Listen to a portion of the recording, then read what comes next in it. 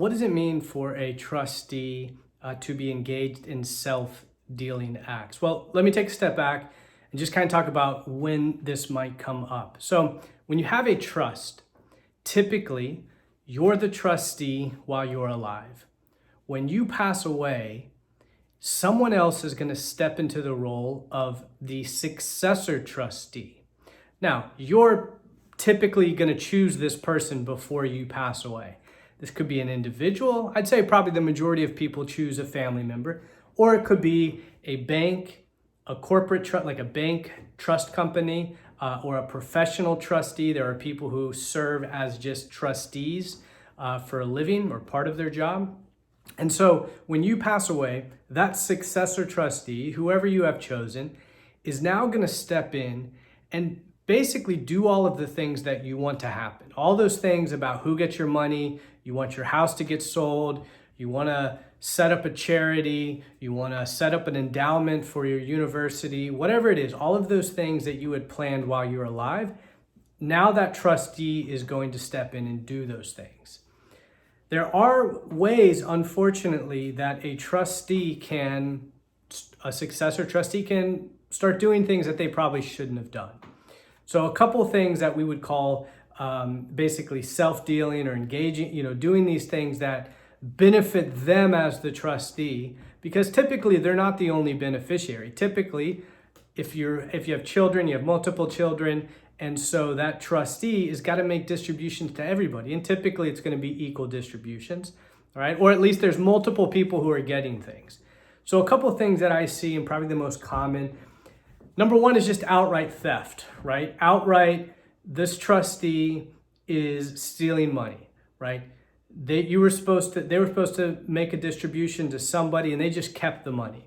Or they transferred the house directly into their name, even though it was supposed to go to somebody else, right? That's very common. No, it's not very common, but that's the most common thing that we think of when we think about a trustee engaging in self-dealing acts.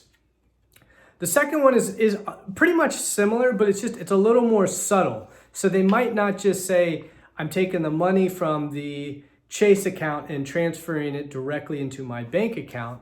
What they might be doing is transferring it into a variety of different accounts over time. They're transferring it from, transferring it from one account to another account to another account until it ultimately gets to them. Sort of hiding the ball so that it doesn't, at least on the surface, appear to be so direct. So they're being a little bit more sneaky, or so they would appear, but it's still very much, it's theft. They're stealing it to them. Another one is, again, they might not even view it this way, but let's say that there's a piece of real estate and the property is supposed to get sold and money's supposed to go to some beneficiaries. Maybe they have a friend who wants to buy it, or maybe they themselves want to buy it, so they buy the property well below market value, right? That the property is worth $1 million and they sell it for $500,000. Well, obviously that's going to adversely impact the other beneficiaries and greatly benefit the trustee if they are, in some way benefiting from that. Maybe they're, like I said, buying the house. So why would they want to buy it at market value? They want to buy it cheaper so that they have to pay less. It's good for them, not good for the beneficiaries who are getting the money. Or maybe there's some kickback deal they get from, they're selling to their buddy who's going to rehab and renovate it, and they're going to make some of the profit, whatever it is. So selling a house or selling other assets like that, maybe there's a Rolex collection and they buy it for pennies on the dollar. So something along those lines. And then lastly, has to do with fees. Most states are going to allow the trustee to receive some sort of compensation for serving as the trustee. Typically, those fees are set by the statute. It could be a percentage. It might just be a standard of reasonableness. Well, maybe they're just being very, very, very generous with what they're getting paid. Maybe they're charging an exorbitant hourly rate. When they have to go travel, they stay in the presidential suite at the Four Seasons, right? Whatever it is, something is off with their fees. So moral of the story, yes, there are bad actors who do bad things.